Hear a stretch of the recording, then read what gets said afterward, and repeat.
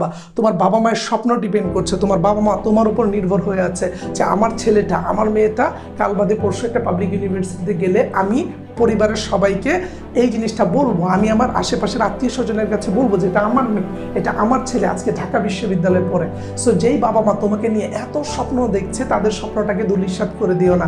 তোমার অ্যাডমিশনের গাইডলাইন লাগবে, সব আমি দিব, জাস্ট বাবা মার কথাটা মাথায় রাখবা। তারা কিন্তু সৃষ্টির শুরু থেকে এখন পর্যন্ত দিয়েই আসতেছে। এই অনলাইনে কোর্স করবা, তোমাকে পেমেন্ট 3,000 টাকা তোমার বাবা মা দিচ্ছে।